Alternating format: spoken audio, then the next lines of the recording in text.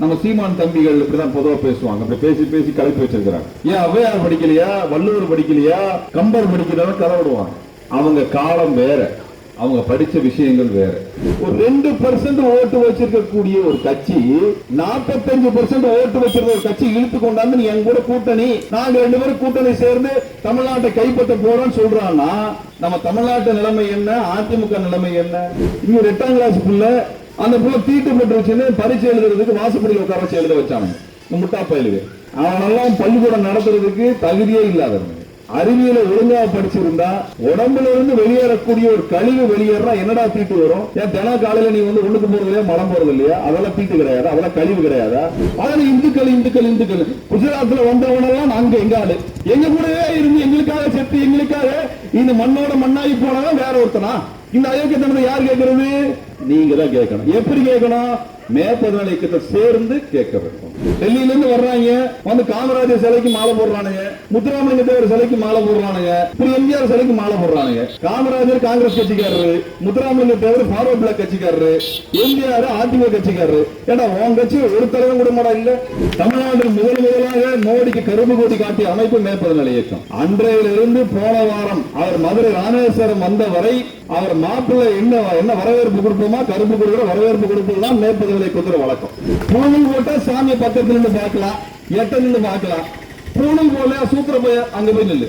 Sir நாங்க வந்து ஆண்ட பரம்பரை, நாங்கெல்லாம் கவுண்டருங்க, நாங்கெல்லாம் நாய்க்கிறங்க, நாங்கெல்லாம் நாடாருங்க அப்படின்னா எல்லாம் சரிப்பா, நீ பூணல் போல வெளியே போய் நில்லு.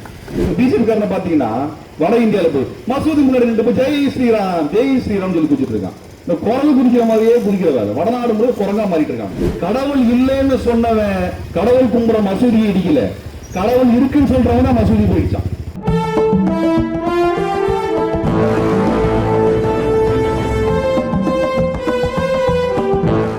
அன்பிற்கினிய தமிழர்களே, அண்ணல் அம்பேத்கர் அவர்களுடைய பிறந்த நாளிலே உங்களை சந்திப்பதில் எனக்கு பெரிய மகிழ்ச்சி. அம்பேத்கர் அவர்கள் பிறந்து 130 ஆண்டுகள் கடந்து விட்டன. 130 வருஷம் ஆயிருக்கு. அம்பேத்கருடைய சிறப்பை இன்னும் 130 வருடம் நாம் பேசக்கூடிய வகையில் அவ்வளவு பெரிய காரியத்தை அவர் நமக்கு செய்து கொடுத்திருக்கிறார். இன்றைக்கு நம்ம எல்லாம் வேலைக்கு போகிறோம், கல்வி கற்கிறோம், அரசாங்க வேலை செய்கிறோம், தேர்தலில் வாக்களிக்கிறோம், தேர்தலில் போட்டியிடுகின்றோம், சட்டமன்ற உறுப்பினராக அமைச்சராக நாமெல்லாம் மாறுகிறோம் என்றால் அதுக்கு காரணம் அண்ணல் அம்பேத்கர் அவர்கள் தான். நான் இதை சொல்லும்போது உங்களுக்கு பல பேருக்கு கேள்வி வரலாம். பொதுவாக என்ன சொல்லுவாங்கன்னா, ஏன் இவங்க எல்லாம் இல்லைன்னா நாங்களாம் படிச்சிருக்க மாட்டோமா? நம்ம சீமான் தம்பிகள் இப்படிதான் பொதுவாக பேசுவாங்க. அப்படி பேசி பேசி கலப்பி வச்சிருக்கிறாங்க. இவங்கெல்லாம் இல்லைன்னா நம்ம படிக்க முடியாதா? இவங்கெல்லாம் என்ன படிச்சிருக்க மாட்டாங்களா? ஏன் ஔவையார் படிக்கலையா, வள்ளுவர் படிக்கலையா, கம்பர் படிக்கிறவங்க கதை விடுவாங்க. அவங்க காலம் வேற, அவங்க படிச்ச விஷயங்கள் வேற. அவர்கள் பள்ளிக்கூடத்துக்கு போய் எல்லாம் படிக்கக்கூடிய வகையில் அந்த காலத்தில் பள்ளிக்கூடங்கள்லாம் கிடையாது. வெள்ளக்காரன் வந்ததுக்கு அப்புறம் தான் நம்மளுக்கு பள்ளிக்கூடம் வருது. 1840 நமக்கு முதல்ல பள்ளிக்கூடம் கட்டுறாங்க. எல்லாரும் படிக்கிறதுக்கான வாய்ப்பு இருக்கா அப்படின்னா அப்படிப்பட்ட வாய்ப்பு நம்மளுக்கு கிடையாது. நம்ம ஜனங்களுக்கு எல்லாம் ஒரு நம்பிக்கை இருந்தது, என்னன்னா நம்ம எல்லாம் இந்துக்கள் அப்படின்னு. நீ என்ன சாமியா கும்பிடுற அப்படின்னா, நம்மால வந்து கோணியம்மனை கும்பிடுறேன், தண்டமாரியனை கும்பிடுறேன், மாரியம்மனை கும்பிடுறேன், கருப்பசாமியை கும்பிடுறேன், சுடலமாடனை கும்பிடுறேன் அப்படின்னு சொல்லுவோம். என்னையா மதம் அப்படின்னு கேட்டா நான் இந்து மதம் அப்படிமா.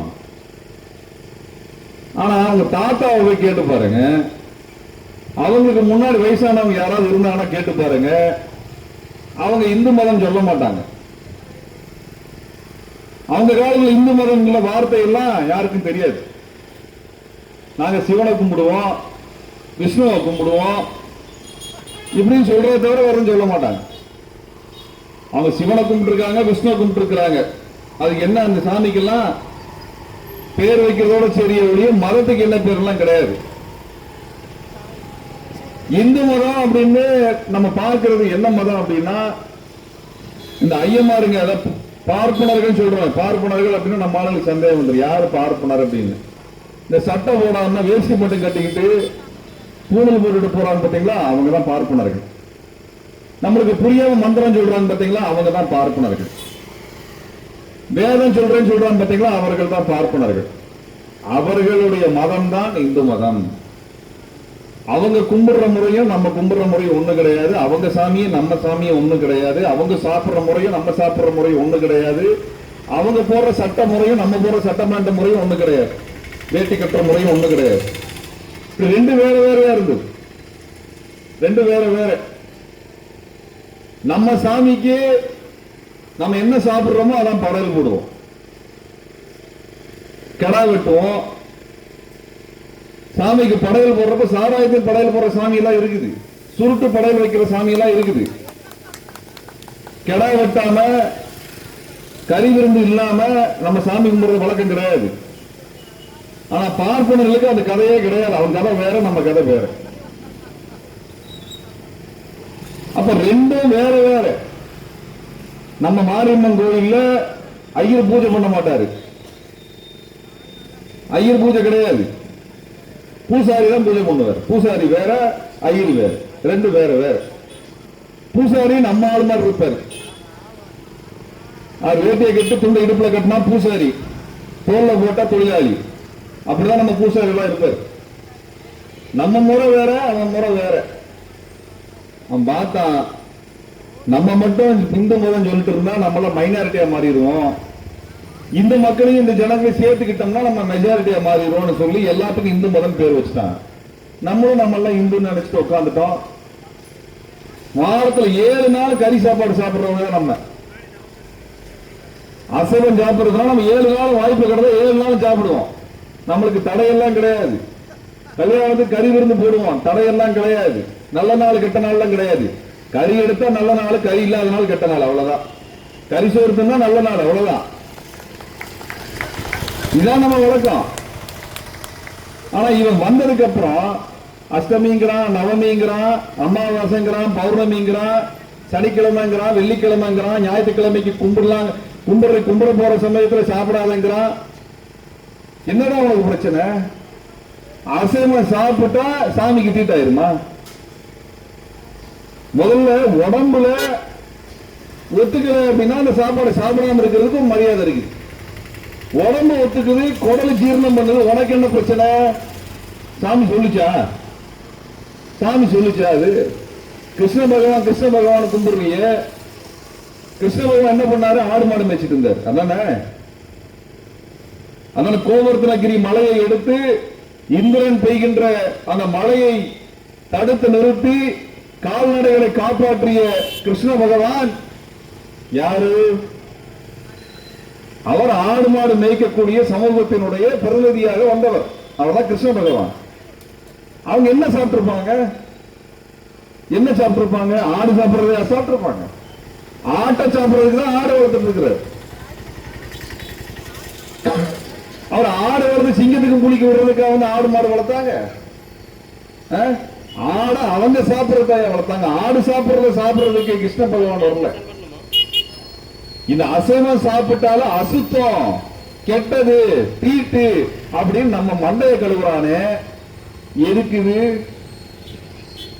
அவன் அசைவம் சாப்பிட வேண்டியதில்லை. அவன் நம்மள மாதிரி கஷ்டப்பட்டு வேலை செய்யறது இல்லை.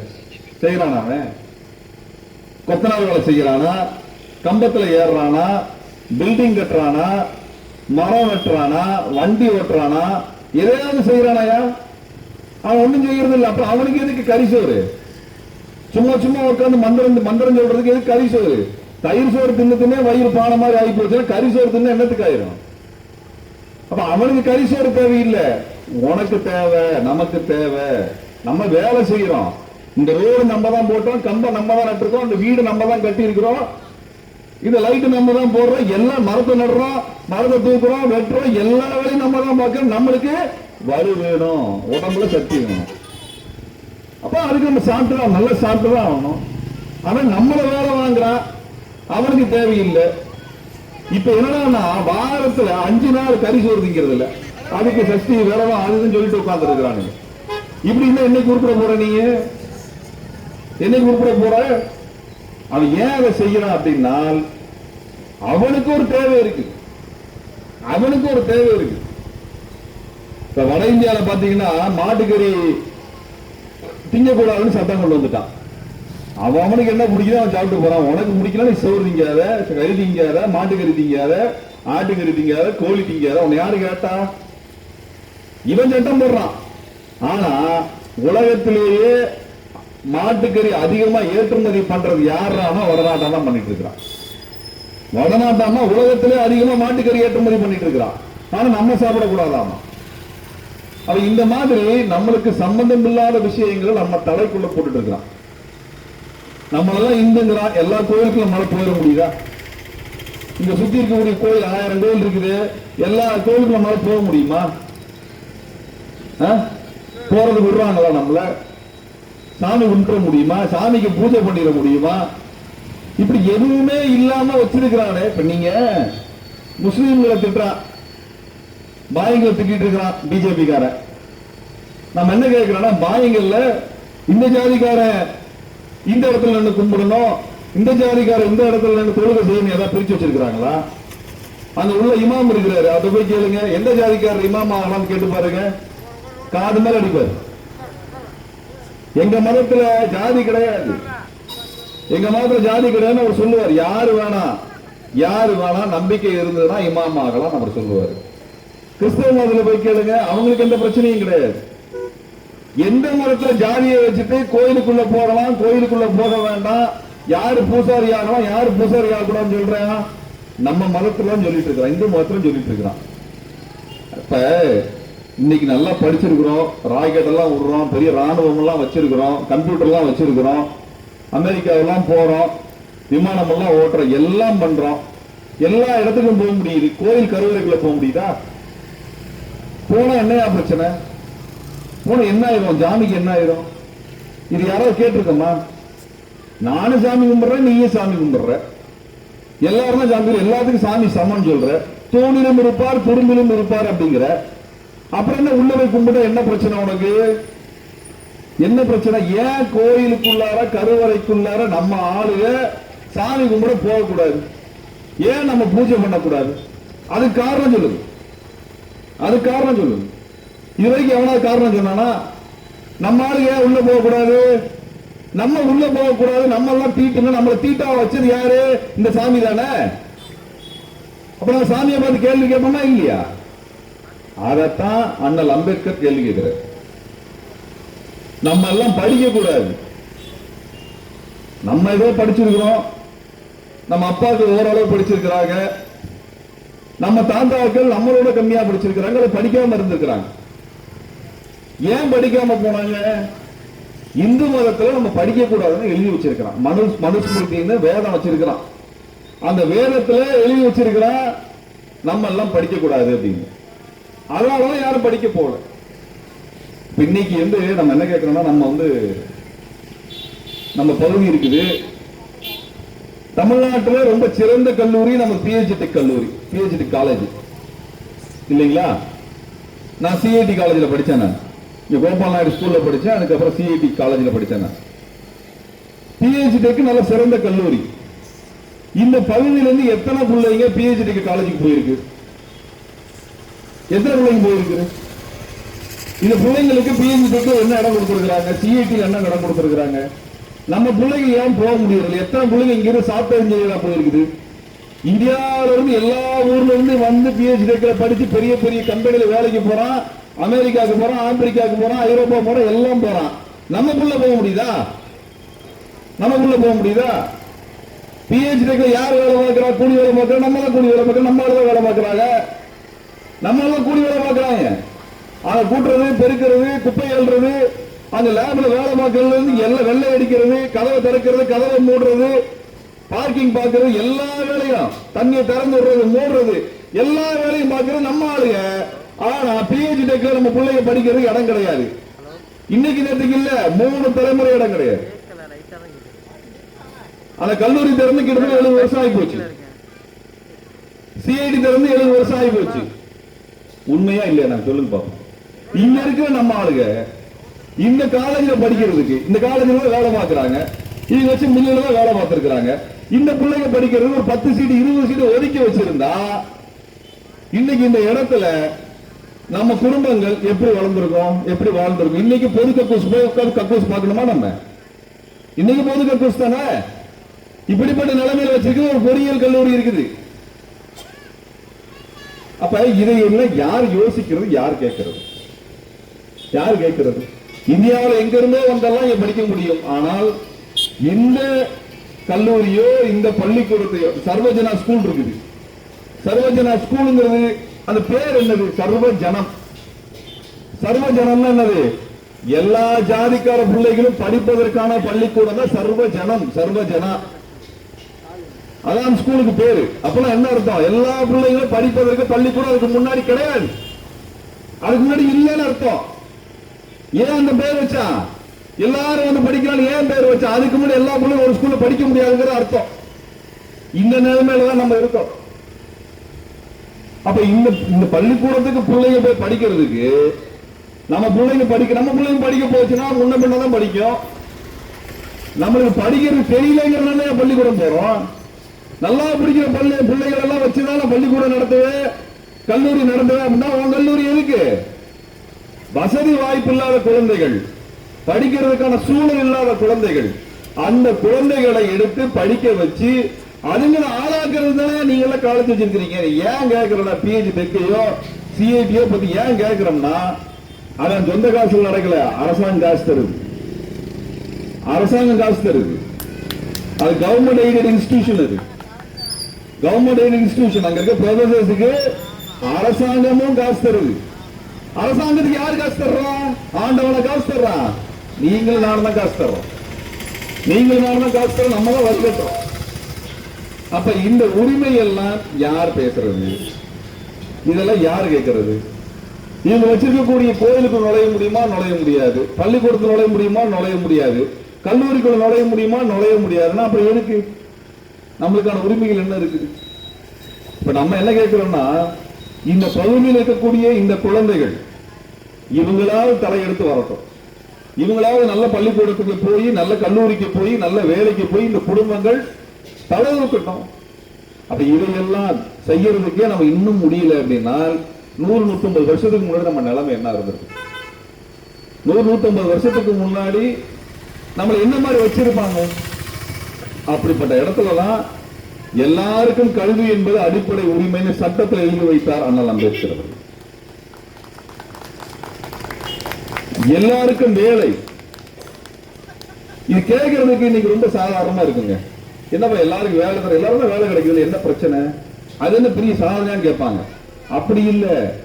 யார் யாரு என்னென்ன ஜாதிக்கு என்னென்ன வேலை எழுதி வச்சிருக்கிறா இந்து மதத்துல, அந்தந்த வேலையை தான் பார்க்கணும். அதை தாண்டி வேற வேலை பார்க்க கூடாது. பார்த்தா கையை வெட்டிடுவான், காதை வெட்டிடுவான், கண்ணை நோண்டிடுவான். அதான் நிலைமை. அதுலதான் தந்தை பெரியாரும் ஆனால் அம்பேத்கர் அவர்களும் எல்லாரும் படிக்கலாம், அதுக்கு சட்டப்பூர்வமா யாரும் தடுக்க முடியாது, அதுக்கான உரிமை இருக்கிறது என்று எழுதி வைத்தார்கள். இன்றைக்கு நம்மளுக்கு ஈஸியா இருக்கணும். அதாவது அப்பா சம்பாதிக்கல, சாப்பாடு கஷ்டம்னா நம்மளுக்கு சோத்து அருமை புரியும், காசு அருமை புரியும். நல்லா சம்பாதிச்சு வச்சுட்டாருன்னு வச்சுக்கோங்க, வீட்டை கட்டி வச்சுட்டாருன்னு வச்சுக்கோங்க, 3 வேளை சோறு இருக்குன்னு வச்சுக்கோங்களேன், சோரோட அருமை புரியாது. எல்லாம் எளிமையா கிடைக்குது, ஈஸியா கிடைக்குதுன்னா ஒரு அருமை நம்மளுக்கு தெரியாது. இன்னைக்கு எல்லாம் ஈஸியா கிடைக்காதோ அருமை தெரியல. ஆனா 50-100 வருஷத்துக்கு முன்னாடி இதெல்லாம் கிடையாது. பண்ண முடியாது, படிக்க முடியாது, வேலைக்கு போக முடியாது, சம்பளம் வாங்க முடியாது, நல்ல ட்ரெஸ் போட முடியாது, நல்ல நிறுவனத்துக்கு வேலை பார்க்க முடியாது. அந்த மாதிரி நிலைமை இருந்த போது அன்றைக்கு நமக்காக யோசிச்ச ஒரு மனுஷன் இவங்களுக்கெல்லாம் அந்த உரிமை கொடுக்கணும்டா அப்படின்னு சொல்லிட்டு சட்டத்தில் எழுதி வச்சு இதை கொடுக்கலன்னா தண்டனை தருவேண்டா அப்படின்னு எழுதி வச்சாரு பாரு அண்ணல் அம்பேத்கர். அதனாலதான் அண்ணல் அம்பேத்கரை இத்தனை வருஷம் கழிச்சு நன்றி உணர்வோடு நம்ம நினைச்சு பார்த்தோம். நன்றி உணர்வோடு. அது இல்லைன்னா கிடையாதுங்க, இல்ல படிக்க முடியாது. இன்னைக்கு நம்ம படிக்காம இருக்கிறோம்னா நம்மளுக்கு படிப்பு வராத இருக்கிறனால படிக்காம இருக்கலாமே ஒழிய பள்ளிக்கூடத்துக்கு உள்ள வருமானம் எவனா சொல்லிடுவானா? இப்ப நண்பர் செந்தில் பேசும்பொழுது ஒன்று சொன்னாரு. இங்க 8ஆம் கிளாஸ் புள்ள அந்த புள்ள தீட்டு பெற்றுச்சுன்னு பரீட்சை எழுதுறதுக்கு வாசப்படியில் உட்கார வச்சு எழுத வச்சானுங்க. முட்டா பயலுது. அவனெல்லாம் பள்ளிக்கூடம் நடத்துறதுக்கு தகுதியே இல்லாதவங்க. அறிவியலை ஒழுங்காக படிச்சிருந்தா உடம்புல இருந்து வெளியேறக்கூடிய ஒரு கழிவு வெளியேறா என்னடா தீட்டு வரும்? ஏன் தினம் காலையில நீ ஒண்ணுக்கு போறது இல்லையா, மலம் போறது இல்லையா? அதெல்லாம் தீட்டு கிடையாதா? அதெல்லாம் கழிவு கிடையாதா? மலம் உடம்புல இருந்து வெளியே போகுது இல்ல, என்னது? கெட்டது வெளியே போகுது, கெட்டது வெளியே போகுது, தேவையில்லாத வெளியே போறது இயல்பான விஷயம். உடம்புல கெட்டது தங்கக்கூடாது, வெளியேற்றுகிறது உடம்பு. அது எப்படா தீட்டாகும்? ஒரு பொம்பளை பிள்ளை எப்படா தீட்டாகும்? எவன் கேட்கறது? இத பொம்பளை பிள்ளை கேட்கிறானு. ஏன் நீங்க மாசத்துக்கு ஒரு ரூபா நீங்க மலம் கழிக்கிறீங்களா? இல்ல 2 வாரத்துக்கு ஒரு ரூபா ஒண்ணுக்கு போயிட்டு இருக்கீங்களா? தண்ணி குடிச்சா அரை மணி நேரம் ஒண்ணு போறையா இல்லையா? ஏன் உடம்புக்கு கழிவு வெளியேறணும்? வெளியேற என்ன ஆகும்? வியாதி வந்துடும். அது மாதிரி தான் பெண்களுக்கு நடக்கிறது இயல்பான விஷயம், இயற்கையான விஷயம். அதுல என்னடா தீட்டு? தீட்டுல என்னடா அது? சயின்ஸ் இருக்காதுல்ல. தீட்டுல சயின்ஸ் வச்சிருக்கிறியா? நீ தொட்டாதான் வந்து சயின்ஸ் வச்சிருக்கிறியா? ஒரு இளவும் கிடையாது. அது எதுக்கு? நான் பொம்பளை பிள்ளைங்க படிக்க கூடாதுன்னு அசிங்கப்படுத்துறதுக்கான வேலை. அந்த மாதிரி உட்கார வச்சிருக்க நம்ம எல்லாம் சேர்ந்து போராட்டம் பண்றோம்னு அறிவிச்சோம். உடனே காவல்துறை வழக்கு போட்டுச்சு, இந்த மாதிரி பண்ணக்கூடாதுன்னு சொல்லி நடவடிக்கை எடுத்தாங்க இல்லையா? அந்த வழக்கு போடுவதும் நடவடிக்கை எடுப்பதற்குமான சட்டத்தை வகுத்து கொடுத்தவரை நாங்கள் அம்பேத்கர். ஏன் தப்பு பண்ணுவான்? தப்ப பார்த்து தட்டி கேட்க முடியாம நிக்க முடியாது. உனக்கு சட்டத்தில் பாதுகாப்பு தருகிறேன் என்று பாதுகாப்பு கொடுத்தார் அல்லவா? அந்த 8ஆம் வகுப்பு படிக்கக்கூடிய மாணவியுடைய சுயமரியாதை பாதுகாப்பதற்கான சட்ட பாதுகாப்பை கொடுத்தார் இல்லையா? அதுதான் அண்ணல் அம்பேத்கருடைய சிறப்பு. பொம்பளை பிள்ளை படிக்க போகணும், பொம்பளை பிள்ளை படிக்கிற தடுக்காதன்னு சொன்னார் போட்ட தந்தை பெரியார். அதான் அவருடைய சிறப்பு. அதனாலதான் தந்தை பெரியாரையும் அண்ணல் அம்பேத்கரும் இன்றைக்கும் நன்றியோடு நினைவு கூறுகின்றோம். நன்றி இல்லாதவர்கள் சீமானை போல பெரியாரை இழிவுபடுத்தலாம், ஆனால் அம்பேத்கரை நிராகரிக்கலாம். நாம் நன்றியுடையவர்கள். இதெல்லாம் எதுக்கு நம்ம பேசுறோம்? திரும்ப திரும்ப எதுக்கு பேசுறோம்னால், திரும்பவும் நம்ம படிக்க கூடாதுன்ற சட்டத்தை பிஜேபி காரன் கொண்டு வர்றான். அண்ணாமலையும் இப்ப நயினார் நாகேந்திரன் வந்திருக்காரு. நயினார் நாகேந்திரன் வந்திருக்காரு. அதிமுக பாஜக கூட்டணி போட்டிருக்குதுங்க. நீங்க பாத்தீங்கன்னா இடிச்ச புலி மாதிரி எடப்பாடியார் அமைதியா உட்கார்ந்து வந்தார். வாய் திறந்து பேசினாரா? இடிச்ச புலி மாதிரி உட்கார்ந்து இருக்கிறார், வாய் திறந்தே பேசல. அமித்ஷா பேசுறாங்க, நாங்கள் கூட்டணி வைத்திருக்கிறோம், சிறப்பான கூட்டணி, ஆட்சி அமைக்க போகிறோம். ஆனா எடப்பாடி வாயை திறக்கலையே. என்ன பண்ணிருக்காங்க? கழுத்துல கட்டிய வைக்காத கூட இழுத்து கொண்டு உட்கார வச்சிருக்கிறாங்க. இந்தியாவில் ஒரு பெரிய கட்சி, தமிழ்நாட்டில் மிகப்பெரிய கட்சி, அந்த கட்சியை கவுன்சிலர் சீட்டு கூட வாங்காத ஒரு பிஜேபி காரன் கொண்டாந்து நீ வாடா, வந்து கூட்டணிக்கு வாடான்னு சொல்லி ஒரு கட்டாய திருமணம் பண்ண மாதிரி பண்ணி வச்சிருக்காங்க. கட்டாய திருமணம் நடந்திருக்கு, வேற ஒண்ணும் கிடையாது. தூக்கிட்டு போய் கல்யாணம் பண்ண மாதிரி கல்யாணம் பண்ணிருக்காங்க. யார? அதிமுக. அதிமுக என்ன பண்ணிருக்கா? அதிமுக விருப்பமே இல்லாம கூட்டணி கடத்தி கொண்டு போய் கல்யாணம் வச்சுட்டாங்க பிஜேபியோட. எடப்பாடியை கொண்டு போய் மூலையில உட்கார வச்சு அவங்க கூட கூட்டணி. எடப்பாடி ஒண்ணுமே பேசல, அமைதியா உட்கார்ந்து இருக்காப்ல. முடிச்சு விட்டானுங்க. இனி அந்த கட்சி எந்திரிக்க வந்திருக்காரு. நான் கேட்கிறேன், ஒரு 2% ஓட்டு வச்சிருக்கக்கூடிய ஒரு கட்சி 45% ஓட்டு வச்சிருக்க ஒரு கட்சி இழுத்து கொண்டாந்து நீ எங்க கூட கூட்டணி, நாங்க 2 பேரும் கூட்டணி சேர்ந்து தமிழ்நாட்டை கைப்பற்ற போறோம்னு சொல்றான்னா, நம்ம தமிழ்நாட்டு நிலைமை என்ன? அதிமுக நிலைமை என்ன? நான் கேட்கிறீங்க, அதிமுக கட்சிக்காரங்க இருக்கிறீங்கன்னா கேட்கிறேன், உங்களை பார்த்து நாங்க பரிதாபப்படுகின்றோம். தமிழ்நாட்டோட பெரிய கட்சி, ஒரு 3-4 முதலமைச்சரை உருவாக்கின கட்சி நீங்க. ஒரு கவுன்சிலர் கூட ஜெயிக்காத ஒருத்தன் வந்து நேரம் இழுத்து கொண்டாந்து உங்களை கூட்டணி வைக்கிறேங்கிறான். நீங்களும் தலையாட்டி உட்கார்ந்து இருக்கிறீங்களே. அந்த கூட்டணி சேர்னா, பிஜேபியோட கூட்டணி சேர்னா உங்க கட்சி ஜெயிக்காதுன்னு நல்லாவே தெரியும், நல்லாவே தெரியும். மானமுள்ள தமிழை எவனும் பிஜேபி ஓட்டு போட மாட்டான். மானமுள்ள யாரும் ஓட்டு போட மாட்டாங்க.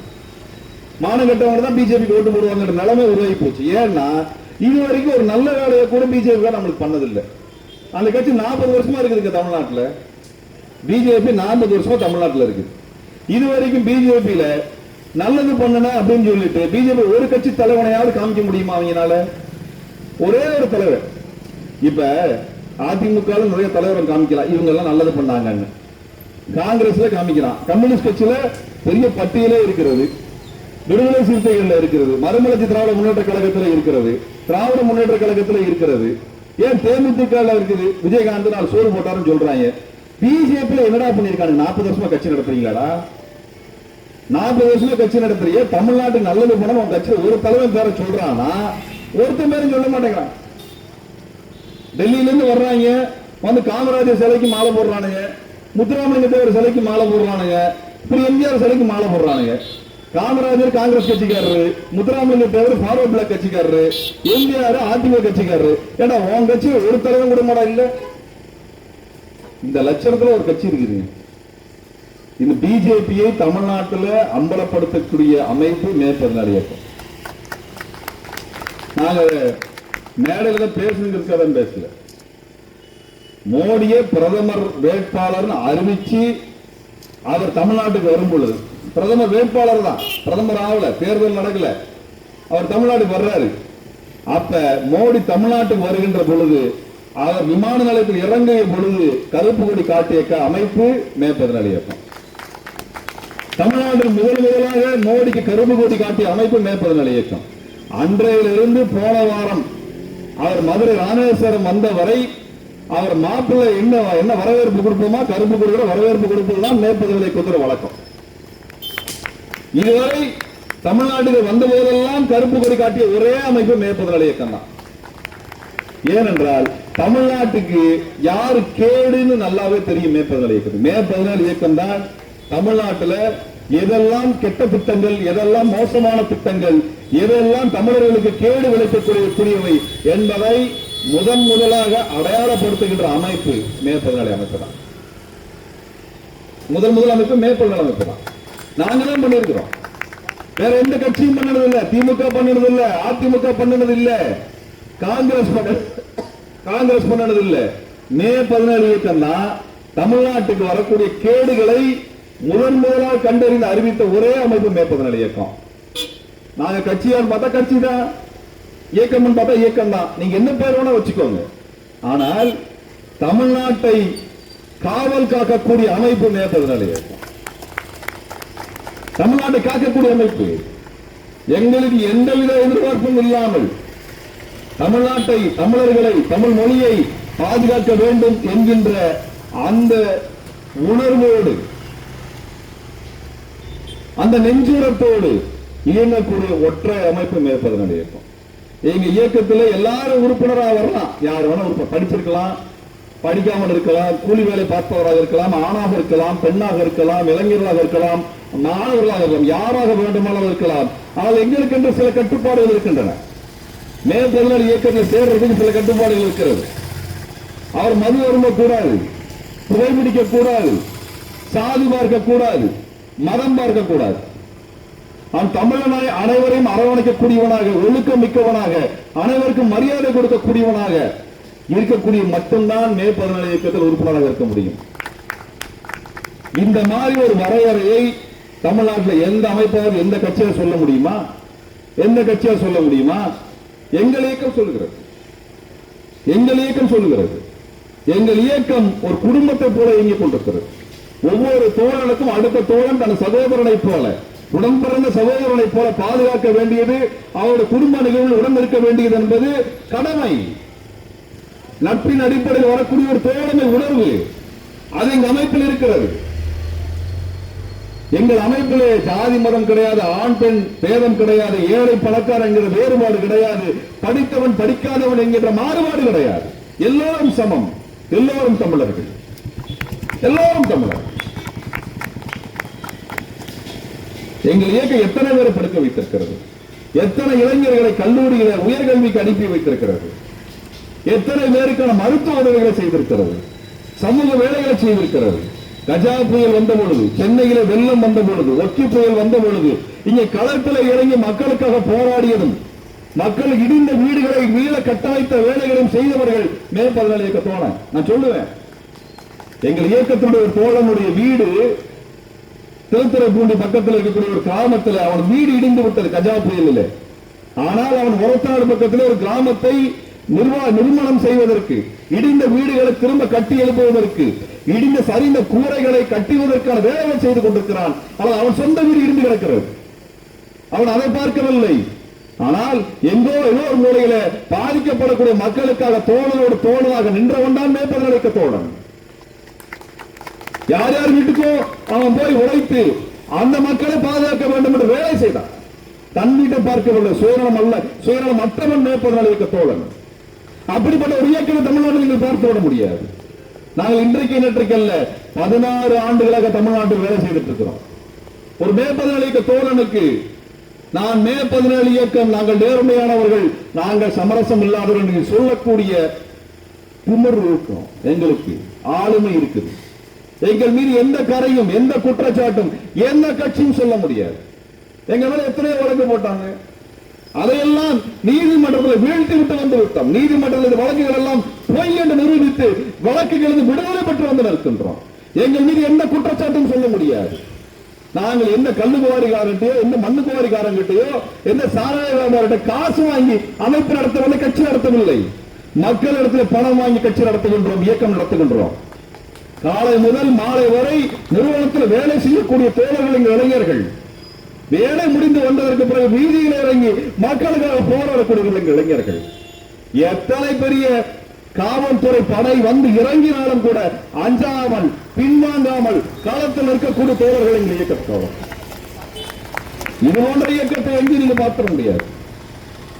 உங்களின் வீட்டில் இருக்கக்கூடிய இளைஞர்கள் அவர்களுக்கு மது பழக்கம் இருக்காமல், சாதி மத வேறுபாடு பார்க்காமல், கல்வி அறிவோடு எந்தவித கெட்ட பழக்கமும் இல்லாமல் மக்களை நேசிக்கக்கூடிய ஒரு நல்ல குடிமகனாக வர வேண்டும் என்று நீங்கள் விரும்பினால் உங்கள் வீட்டு இளைஞர்களை, பெண்களை எங்கள் அமைப்பில் உறுப்பினராக இணைத்திடுங்கள். அவர்கள் நாங்கள் பார்த்துக் கொள்கிறோம். அவர்கள் நாங்கள் வளர்த்தெடுக்கிறோம். அவர்கள் கல்வி தேவையா நாங்கள் கல்வி தருகிறோம். அவர்கள் வேலை தேவையா நாங்கள் தேடி பார்க்கின்றோம். என்ன வேண்டுமோ அந்த உரிமையை பெற்றுத் தருவதற்கு உங்களோட கரம் கோர்த்து நிற்கிறோம். குடும்பத்தினர் நிற்கின்றோம். தமிழ்நாட்டில் எந்த மூலையில் சென்றாலும் மேற்பொருள் இயக்கத்தோடு உங்களுக்கு துணையாக நிற்கக்கூடிய வகையில் இந்த இயக்கம் தமிழ்நாடு முழுவதும் இருந்திருக்கிறது. இது கட்சி கிடையாது. இது கட்சி கிடையாது. எங்க கட்சி, எங்க அமைப்பிலே கோஷ்டி பூசல் கிடையாது. இங்க எடுத்துக்கோ, எல்லா கட்சியும் எடுத்துக்கோ, எல்லா கட்சியும் கோஷ்டி பூசல் இருக்கு. நீங்க எந்த கோஷ்டியில் இருக்கிறீங்க, நீங்க எந்த குரூப்ல இருக்கிறீங்க, நீங்க யாருக்கு இருக்கிறீங்க, நான் இவருக்கு போஸ்ட் அடிப்பேன் அவருக்கு அடிக்க மாட்டேன், அவரை வரவேற்க நான் போவேன் இவரை வரவேற்க நான் செல்ல மாட்டேன் என்று சொல்லக்கூடிய கோஷ்டி மோதல் எங்கள் அமைப்பில் கிடையாது. பதவி சண்டைகள் எங்கள் அமைப்பில் கிடையாது. ஏனால் எங்கள் அமைப்பில் பதவியே கிடையாது. பதவியே கிடையாது. பொறுப்புகள் உண்டு. சமூக பொறுப்புகளை எடுத்துக் கொள்ளுங்கள். நீங்கள் செய்யக்கூடிய பணிகளுக்கு மேற்பதற்கு தோழர்கள் துணையாக நிற்பார்கள். இங்கு பதவிகள் கிடையாது. அனைவருமே தலைவர்கள் தான். அதில் எந்த வேறுபாடும் கிடையாது. நன்றாக படியுங்கள், நன்றாக பணி செய்யுங்கள், குடும்பத்தை நேசியுங்கள், குழந்தைகளை நேசியுங்கள், இயற்கையை போற்றுங்கள். இதுதான் மேற்பதற்கு தாரக மந்திரம். இதுதான் மேற்பதற்கு கொள்கை. வேற என்ன வேணும்? நீங்க இருக்கிற ஊரை பார்த்துக்கோங்க, தெருவில் இருக்கிறவங்களை பாதுகாத்துக்கோங்க, அவங்க மேல் அன்பு செலுத்துங்கள், சண்டை சச்சரவு செய்யாதீர்கள், கெட்ட பழக்கத்திற்கு போகாதீர்கள், அடிமையாகாதீர்கள், குழந்தைகளை போற்றுங்கள், கல்வியை கற்றுக் கொடுங்கள், பள்ளிக்கூடத்துக்கு அனுப்புங்கள், கல்லூரிக்கு அனுப்புங்கள், தேர்ந்தெடுத்த சிறந்த கல்லூரிகளுக்கு நமது இளைய தலைமுறை சென்று படிக்க வேண்டும் என்று விரும்புகிறோமே, அது தவறா? இதை விட சிறந்த இயக்கம், இதை விட சிறந்த கட்சி, இதை விட சிறந்த அமைப்பு தமிழ்நாட்டில் இருக்கிறதா? இருக்கிறதா சொல்லுங்க. நாங்க சொல்றோம், அந்த கட்சியில நாங்க சேர்ந்துக்கிறோம். அப்படி ஏதாவது இருக்கிற சொல்லுங்க. எங்கள் இயக்கத்தோடு கேட்டு பாருங்கள். இயக்கத்திற்கு வருவதற்கு முன்பு, எங்கள் கட்சிக்கு வருவதற்கு முன்பு எவ்வாறு இருந்தார்கள், வந்ததற்கு பிறகு என்னவாக மாறி இருக்கிற கேட்டு தெரிந்து கொள்ளுங்கள். எங்களுக்கு இருக்கக்கூடிய பாதுகாப்பு உணர்வு, எங்களுக்கு இருக்கக்கூடிய தோழமை உணர்வு, எங்களுக்கு இருக்கக்கூடிய நெறி, எங்களுக்கு இருக்கக்கூடிய அற உணர்வு, இது வேறு எந்த கட்சிக்கு இருக்கிறது? எத்தனை கட்சிக்கு இருக்கிறது? எத்தனை கட்சிக்கு இருக்கிறது? எங்கள் மீது எத்தனை வழக்குகளை போட்டார்கள், எத்தனை முறை எங்களை சிறையில் அடைத்தார்கள். எதற்கும் பயப்படவில்லை. நாங்கள் சீமான் மாதிரி பயந்து ஓடவில்லை, அண்ணாமலை மாதிரி ஆட்டோ ஏறி இடத்தை விட்டு ஓடி போகக்கூடிய கூட்டம் இல்ல. நாங்கள் துணிஞ்சு நின்னோம், நிற்போம். எங்களுக்கு எந்த ஊர்லையும் எந்த இடத்திலும் நாங்கள் அரசியல் கூட்டம் நடத்த வேண்டும் என்று விரும்பினால் நாங்கள் நடத்தி காட்டுவோம். அனுமதி மறுக்கின்ற வழக்கமே எங்களுக்கு கிடையாது. அதையெல்லாம் நாங்கள் எதிர்கொள்ள மாட்டோம். அனுமதி மறுத்தால் அனுமதி மீறி நிற்போம். நாங்கள் மக்களை நேசிக்கின்றோம், மக்களுக்காக வந்திருக்கிறோம், மக்களுக்காக போராடுகின்ற களத்தில் நாங்கள் இருக்கக்கூடிய எங்களுக்கு வழக்குகள் சிறைப்பட்ட கவலை கிடையாது. அதனால்தான் இன்றைக்கு தமிழ்நாட்டில் மிக பெரும் மரியாதை கொடுக்கக்கூடிய அமைப்பாக அனைத்து கட்சிகளாலும், பாரதிய ஜனதா கட்சி தவிர அத்தனை கட்சியும் மரியாதை கொடுக்கக்கூடிய ஒரே அமைப்பாக மேற்படி தோழல் இருக்கிறார். எந்த கட்சியும் சேர்ந்தாலும், ஏன் பாரதிய ஜனதா கட்சிக்காக பயம் வரும், வேற ஒண்ணும் கிடையாது. எங்களுக்கு என்ன பயம் இருக்கு, மற்ற கட்சிக்காரர்களுக்கு மரியாதை இருக்கும். இந்த மண்ணுக்கு எதிரியாக இருக்கக்கூடிய பாரதிய ஜனதா கட்சிக்காரனுக்கு நம்ம மேல பயம் இருக்கிறது நியாயம். எதிரிக்கு நம்ம மீது பயம் இருக்க வேண்டும். இல்லை என்றால் பயத்தை நாம் கொடுக்க வேண்டும். போன வருஷம் கொடுத்தோம்ல, ஒன்றிப்பூரில் அண்ணாமலைக்கு எதிராக அண்ணாமலை என்கின்ற தமிழின துரோகியை, தமிழினத்தை காட்டிக் கொடுக்கக்கூடிய ஒரு அயோக்கியனை அம்பலப்படுத்துவதற்காக பிரச்சாரம் பண்ண வந்தா வீதியில் அடிக்க வர்றானுங்க. யாரு? சங்கி பயலு, பிஜேபி காரனுங்க. நாங்க சொல்லிக்கிறோம், இந்த வேலையெல்லாம் வேற வடநாட்டில் வச்சுக்கோங்கடா, நேபாள நிலையத்தை வச்சுக்காரு, நேபாள நிலையத்தை வச்சுக்காரு. ஏதோ வடநாட்டில் நீங்க வந்து உத்தரப்பிரதேசத்துல பீகார்ல பண்றதுனால இங்க பண்ணி தொலையாது, மொத்தமா பேக் பண்ணி அனுப்பி வச்சிருவாங்க எங்க ஆளுங்க, அங்கேயே அனுப்பி விட்டுருவாங்க. அந்த மாதிரி வேலை வச்சுக்காது. கருத்து பேசுறவா பதில் கருத்து பேசு, நான் மேடை போட்டு பேசுறேன், நீ மேடை போட்டு பேசு. என்ன கையை ஓங்கிறது, நாக்க கடிக்கிறது, தடித்த வார்த்தைகளை பேசுற பழக்கம்லாம் தமிழ்நாட்டை வச்சுக்காது. இது பெரியார் மண். இன்னும் கூடுதலாக சொல்ல வேண்டும் என்றால் நாங்கள் பிரபாகரன் வழியில் வந்தவர்கள். நாங்கள் இன்றைக்கு அண்ணல் அம்பேத்கர் அவருடைய பிறந்தநாள் மட்டுமல்ல, தமிழ் தேசியத்தினுடைய தலைமகனாக இந்த களத்தில் இயக்கம் கட்டி மக்களை அணிதிரட்டி இந்த களத்தில் வீழ்ந்த தமிழரசனுடைய தோழர் தமிழரசனுடைய பிறந்த நாள் என்று இரண்டு பேரும் ஆளுமைகள். தோழர் தமிழரசன் வட தமிழ்நாட்டில் ஏழை எளிய மக்களுக்காக, அவர்களுடைய வாழ்க்கைக்காக, அங்கு சாதி அடக்குமுறைக்கு எதிராக, கந்துவட்டி அடக்குமுறைக்கு எதிராக களம் கண்ட மாவீரன் தோழர் தமிழரசன். அப்பேற்பட்ட தோழர்களை படைத்த இனம் இந்த தமிழினம். மேதகு பிரபாகரன், தோழர் தமிழரசன், தந்தை பெரியார், அண்ணல் அம்பேத்கர், மார்க்ஸ் போன்றவர்களை எடுத்துக்கொண்டுதான் இந்த சமூகத்திற்கான நல்லது எது கெட்டது எது என்பதை கண்டறிந்து அதை கொண்டு வருவதற்கும் நடைமுறைப்படுத்துவதற்குமான வேலையை நாங்கள் செய்து வருகிறோம். அது உங்களிடத்துல இந்த அண்ணல் அம்பேத்கருடைய பிறந்த நாளிலே எங்கள் கேட்பதற்கு சில விஷயம் இருக்கிறது. நம்ம பிள்ளைங்களாவது ஜாதி வேறுபாடு இல்லாமல், அதனால் அடக்கப்படாமல் நல்ல உயர்ந்த நிலைக்கு வரணுங்க. நல்ல பள்ளிக்கூடம் போகணும், நல்ல கல்லூரிக்கு போகணும், நல்ல வேலைக்கு போகணும், தலை நிமிர்ந்து நிற்க வேண்டும், இந்த வறுமையிலிருந்து வெளியேற வேண்டும், சிறந்த இடத்தை அடைய வேண்டும், அவர்களுடைய சந்ததிகள் உயர்ந்த இடத்துக்கு செல்ல வேண்டும், அரசாங்கத்தில் நல்ல வேலைக்கு செல்ல வேண்டும். இது போன்ற ஒரு உயர்ந்த சிந்தனையைத்தான் அண்ணல் அம்பேத்கர் அவர்கள் நம்மிடத்தில் எதிர்பார்த்தார்.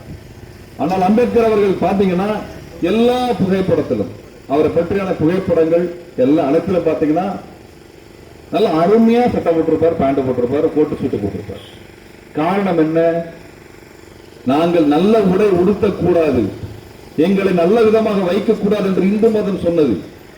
அதை எதிர்க்கின்ற வகையில், அதை தவிடுபொடியாக்கின்ற வகையில் நாங்கள் சிறந்த உடை அணிந்து நல்ல கல்வி கற்று உயர்ந்த இடத்தில் இருக்கக்கூடிய அறிவாளிகளாக நாங்கள் தலைநிமிர்ந்து நிற்போம் என்று வாழ்ந்து காட்டியவர் அண்ணல் அம்பேத்கர். அதான் அடையாளம்.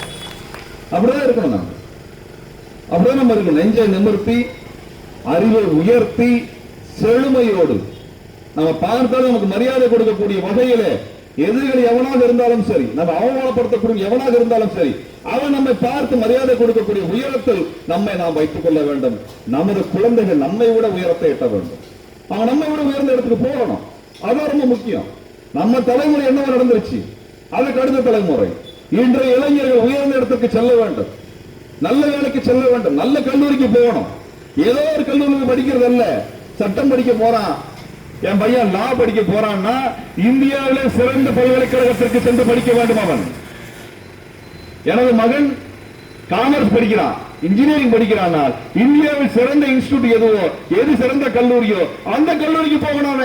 நம்மை காலங்காலமாக ஒடுக்கி வைத்திருந்த இந்து மதத்தை பழிவாங்குகின்ற ஒற்றை முறை நமது குழந்தைகள் உயர்ந்த இடத்துக்கு செல்ல வேண்டும், உயர்ந்த கல்வி கற்க வேண்டும், உயர்ந்த பணிக்கு செல்ல வேண்டும். அதான் இந்து மதத்தை நம்ம பார்க்கக்கூடிய பழிவாங்குது. நாம ஒன்னே ஒன்றா சொல்றாங்க,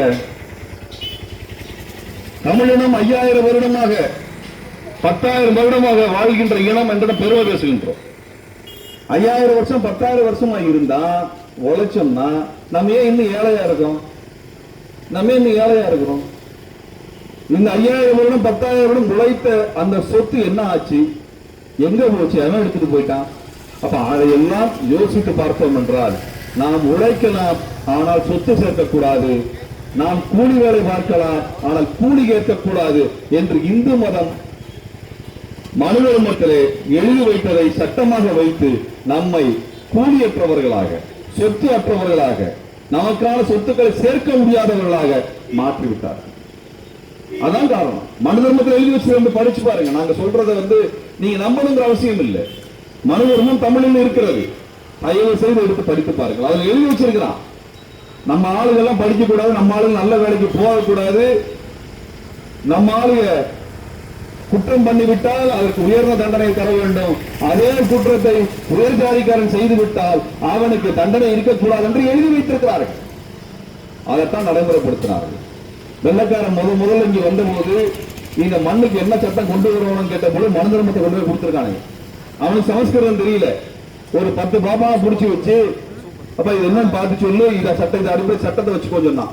அவன் சமஸ்கிருதத்தில் இருக்கக்கூடிய அந்த மனு தர்மத்தை பார்த்து சட்டத்தை எழுதி வச்சான். 100 வருஷமா மனு தர்மத்தில் என்ன இருந்ததோ அதை 1791 ஆரம்பித்து 1870 வரை மனு தர்மத்தில் என்ன இருந்ததோ அதுதான் சட்டமாக இருந்தது. அந்த மனு தர்மத்தில் சொல்லக்கூடிய ஒன்னே ஒண்ணு சொல்லிட்டு நான் முடிச்சுக்கான் இருக்கிறேன். என்ன சொல்றான்னா, நம்ம ஆளுக்கு படிக்க கூடாதுன்னு சொல்றான், அது நம்ம வெளிப்படையால போட்டிருக்கேன். சொத்து சேர்த்தக்கூடாதுன்னு சொல்றான், நம்ம சொத்து சேர்த்தக்கூடாது. இன்னைக்கும் பாத்தீங்கன்னா நம்ம ஆளுகளுக்கு கால் சென்று நிலம் இருக்குன்னா பட்டா தர மாட்டானுங்க. சீக்கிரமா பட்டா இருக்காது, பட்டா உடனே தர மாட்டாங்க. அதே உயர்ந்த ஜாதிக்காரன் போனான்னா உடனே நிலத்தை போட்டு குத்தகையை போட்டு எல்லா பத்திரத்தையும் கொடுத்துருவாங்க. நம்மளுக்கு பட்டா நிலம் தர மாட்டாங்க. இது பட்டியல் சாதிக்கு மட்டும் கிடையாது. இங்க இருக்க கவுண்டரா இருந்தாலும் சரி, புள்ளமரா இருந்தாலும் சரி, முதலியாரா இருந்தாலும் சரி, அல்லது நாய்க்கரா இருந்தாலும் சரி, கோணாரா இருந்தாலும் சரி, முக்கோளத்தரா இருந்தாலும் சரி, வன்னியரா இருந்தாலும் சரி, எல்லா சாதிக்கும் இதான் நிலைமை. 1860 வெள்ளக்காரன் பாக்குறான், நிலத்துக்கெல்லாம் வரி போட்டு வரி வசூல் பண்றாங்கிறான். அவன் வெள்ளக்காரனுடைய துறை சொல்றாரு, கலெக்டர் சொல்றாரு, சார் எல்லாத்துக்கும் வரி வசூல் பண்ணலாம், ஆனா கோயிலுக்கு கொடுத்துருக்க இனாம் நிலம், இந்த இனாம் நிலத்துக்கு வரி வசூல் பண்ண முடியாது சார். அது என்னடா இனாம் நிலம், அது என்னடா வசூல் பண்ணக்கூடாதுங்கிறேன். அது ராஜாக்கள் ஜமீன்தார்லாம் கோயிலுக்கு எழுதி வச்சிருப்பாங்க சார், அதெல்லாம் நம்ம வரி போட முடியாது சார். அதெல்லாம் கோயிலுக்கு எழுதி வச்சிருந்தாங்கன்னா அந்த சொத்தெல்லாம் யாரும் அனுபவிக்கிறாங்க சார். அது கோயிலுக்கு எழுதி வச்சிருந்தா அதெல்லாம் பார்ப்பனல் எழுதி வச்சது சார். இந்த பூணல் போட்டிருக்காங்க இல்லையா, சட்டை போடாம சுத்துவான், அரை நிறுவனமா சுத்திட்டு இருப்பான். நம்மளாம் சட்டை மாட்டு போட்டு சுத்திட்டு இருப்போம், அவன் மட்டும் பாதி ட்ரெஸ்ஸோட சுத்திட்டு இருப்பான். இன்னைக்கு அப்படிதான் சுத்திட்டு இருக்கிறாரு. அவங்களுக்கு எழுதி வச்சது சார். அவங்க தான் அந்த நிலத்தை எல்லாம் அனுபவிக்கிறாங்க. அந்த நிலத்தை குத்தகை கூட்டுருவாங்க, குத்தகை பணத்தை அவன் தான் எடுத்துக்குவான். அது கோயிலுக்கு சொத்து நான் வச்சுக்குவான். அது அவன்கிட்ட போய் நம்ம வரி வசூல் பண்ணக்கூடாது சார் அப்படின்றான். யாரு? வெள்ளக்காரன். உடனே கவர்னர் என்ன வெள்ளக்கார கவர்னர் கலெக்டர் கிட்ட பேசும்போது நடக்குது. அப்ப கேட்கிற, இந்த மாதிரி எவ்வளவு நிலம் வச்சிருக்கிறானுங்கன்னு கேட்கிறாரு. கிட்டத்தட்ட 6 லட்சம் இனாம் பத்திரம் இருக்கு சார். பத்திரம், இனாம் பத்திரம். இனாம் பத்திரத்துல நம்மளுக்கு இடம் இருந்திருக்குது. எப்படின்னா, இந்த வாய்க்கா வரப்ப நம்ம பாதுகாக்கிறது, ஏரிக்கரையை பாதுகாக்கிறது, தோட்டம் தரவை பாதுகாக்கிறது. எதுக்குன்னா கோயிலுக்கான தோட்டம் தரவை பாதுகாக்கிறதுக்கு நம்மளுக்கு மானியம் தருவான். அது கொஞ்சம் போல இருக்கும். ஆனா 6.4 லட்சம் இனாம் பத்திரம் எதுக்குறான்னா பார்ப்பனர் கொடுத்து வச்சிருந்தான். சரி, இந்த 6.4 இனாம் பத்திரத்துல மொத்தம் மதிப்பு லேண்ட் எவ்வளவு இருக்கு, எவ்வளவு நிலம் இருக்கு அளந்து பாருடான்னா 23 லட்சம் ஏக்கர் நிலம் பார்ப்பனர்களுக்காக கொடுக்கப்பட்டிருக்கு. எங்க தமிழ்நாட்டுக்குள்ளார 23 லட்சம் ஏக்கர் நிலம். நீங்க இன்னைக்கு நிலம் எண்ணிக்கை அதிகம். இன்னைக்கு டேம் கட்டிட்டாங்க. மேட்டூர் டேம் 1923 கட்டினாங்க. அதுக்கப்புறம் பவானி சாகர் டேம் வருது, அமராவதி டேம் வருது, 70 டேம், 70-80 டேம் அதுக்கப்புறம் வந்துருக்குது. இந்த டேம் வர்றதுக்கு முன்னாடி நம்மளுக்கு இருக்கக்கூடிய பாசன பரப்புன்னு எடுத்துட்டீங்கன்னா ஒரு 30 லட்சம் ஏக்கர் 40 லட்சம் ஏக்கர் கூட இருக்காது.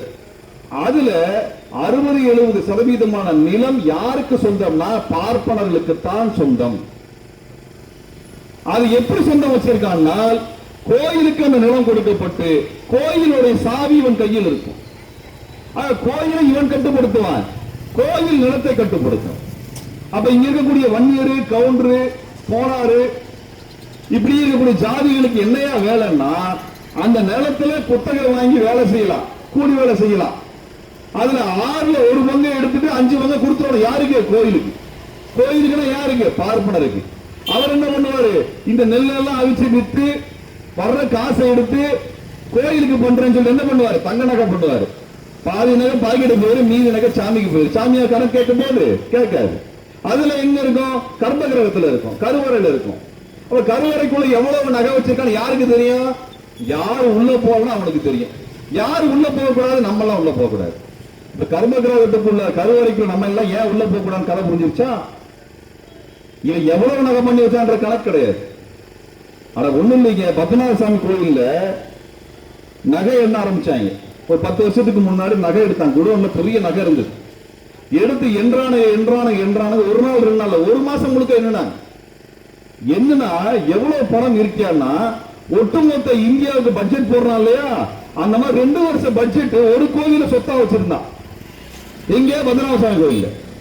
ஒத்த கோவில்ல ஒட்டுமொத்த இந்தியாவுக்கு பட்ஜெட் போட்டா எவ்வளவு பணமோ அது மாதிரி 2 வருஷ பட்ஜெட் பணத்தை உள்ள வச்சிருக்கான். கிட்டத்தட்ட 10-12 லட்சம் கோடி உள்ள வச்சிருக்கான். எவ்வளவு? 10-12 லட்சம் கோடி. அப்படின்னா சிதம்பரம் கோயில் என்ன கதை இருக்குது? யாருக்கும் தெரியாது. மீனாட்சி அம்மன் கோயில் கதை யாருக்கும் தெரியாது.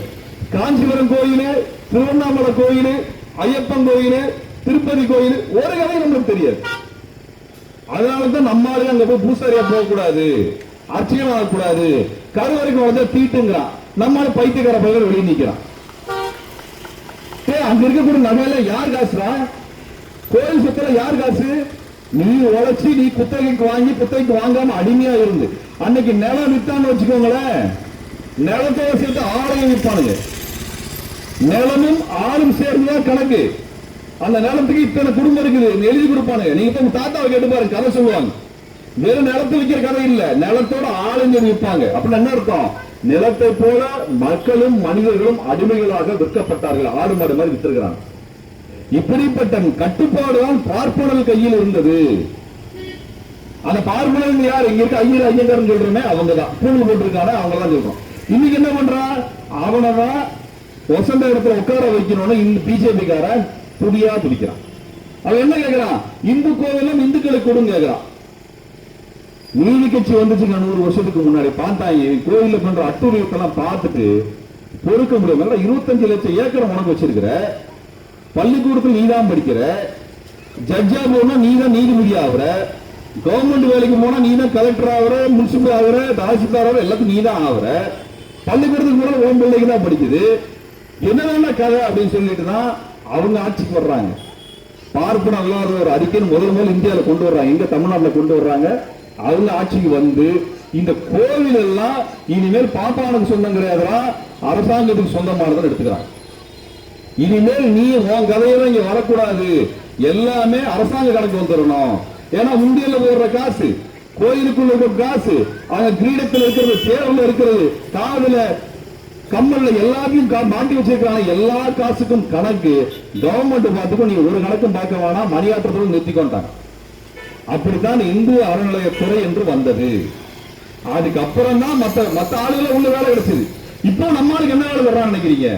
மணி அடிக்கிற வேலை, யானைக்கு கழுவி விடுற வேலை, அது முன்னாடி இருக்கக்கூடிய கூட்டம் வச்ச வேலை, சாணி குடிக்கிற வேலை, ஏதோ எந்த வேலையும் கிடையாது.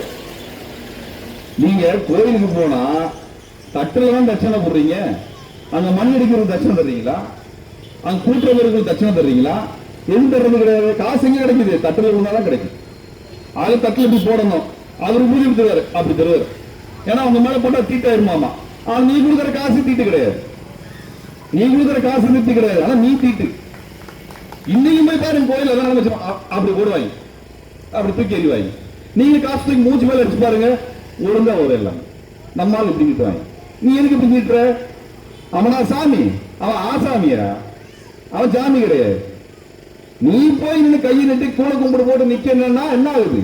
நீங்க திருச்செந்தூர் கோயிலுக்கு போன, முருகன் கோயில், திருச்செந்தூர் கோயில் வரைக்கும் சட்டை எல்லாம் போட சொல்றான். யாரா கேட்டுருக்கீங்களா? சாமின்னா அப்படியே கேள்வி போயிடுறது. அவன் சட்டை இல்லாம போனா நீ பூணல் போட்டிருக்க, பூணல் போடலாம் தெரிஞ்சு போயிடும். சரியா? பூணல் போட்டா சாமியை பக்கத்துல இருந்து பார்க்கலாம், எட்ட நின்று பார்க்கலாம். பூணல் போல சூத்திர போய் அங்க போய் நில்லு. சார் நாங்க வந்து ஆண்ட பரம்பரை, நாங்கெல்லாம் கவுட்டுருங்க, நாங்கெல்லாம் நாய்க்கிடுங்க, நாங்கெல்லாம் நாடாருங்க அப்படின்னா எல்லாம் சரிப்பா, நீ பூணல் போல வெளியே போய் நில்லு. நீ வெளியே போய் பேசிக்கோ, ஆள்கிட்ட பெருமை பேசு. இங்கெல்லாம் வந்து பெருமை பேசாது. நீ பெரிய 4 கப்பலே வச்சிரு, அது கதை கிடையாது. இங்க நான் தான் ராஜா, நான் தான் சாமியே. நான் சொன்னதான் கேட்கும். சாமிக்கு எப்ப குடிப்பாடு, நான் சாமிக்கு எப்ப சோறு போடணும் நான் முடிவு பண்றேன்னு உட்கார்ந்து இருக்கிறாங்க. அப்ப கடவுள் பற்றி உனக்கு இருக்கின்ற காரணத்தினால உன்னை அவமானப்படுத்த நீ பொறுத்துக்கிற. உனக்கு கடவுள் பற்றி இருக்கிற வரைக்கும் இந்த அவமானத்தை ஏற்றுக்கொள்கிறாய் என்றுதான் தந்தை பெரியார் சொல்றாரு. உன்னோட பக்தி இருந்ததுன்னா புத்தி போயிருடான்ற. பக்தி இருந்து என்னது? புத்தி போயிரு. நான் கேட்கிறேன், நம்ம சோழா சைவ கடை இருக்குது, அசைவ கடை இருக்குது. கடையில் கவுண்டர்ல உட்கார்ந்து இருக்காரு, நம்ம ஆள் இருக்காரு. அவர் காசை அப்படி போட்டார விபூதி மாதிரி, பரோட்டா அப்படி போட்டாரா ஒத்துக்குவீங்களா நீங்க? சாலமா அப்படி தூக்கி போட்டாரா ஒத்துக்குவீங்களா நீங்க? விட்டுருவீங்களா நீங்க? ஆனா நீ 100 ரூபாய் போட்டோன்னா தட்சணையில போடுற விபூதி இருக்குது, அது அப்படி போடுவாரு, நீங்க இப்படி வாங்குவீங்க. வாங்குறீங்களா இல்லையா? அப்ப அந்த பக்தி வந்தா புத்தி போயிருக்கு. இங்க பக்தி இல்ல, அவளை புத்தி வேலை செய்யுது. வேற ஒண்ணும் கிடையாது. கொடுக்குற காசுக்கு என்ன வேணுமோ கேட்டு அங்க போன என்ன ஆயிருது? சாமியார ஆசாமி தான், அவன் சாமி கிடையாது. அவனை தொட்டுட்டா சாமி காய்ச்சல் வந்துடாது, அவனுக்கு தான் காய்ச்சலோட வரும். நீங்க போனா அவனுக்கு போனா கொரோனா வரட்டும், சாமிக்கு கொரோனா வர போகுது இல்ல இல்ல. அப்புறம் என்ன பிரச்சனை? நீ பக்தியா இருக்கிற வரைக்கும் உனக்கு புத்தி வேலை செய்யாது என்று சொன்னவர் தந்தை பெரியார். நம்ம சாமிக்கு விரோதிலாம் இல்ல, சாமியாருக்கு விரோதி. புரியுதுங்களா? நம்ம சாமிக்கு விரோதிலாம் இல்ல. சாமிக்கு நம்மளுக்கு வாய்க்காவரம் சண்டையா என்ன?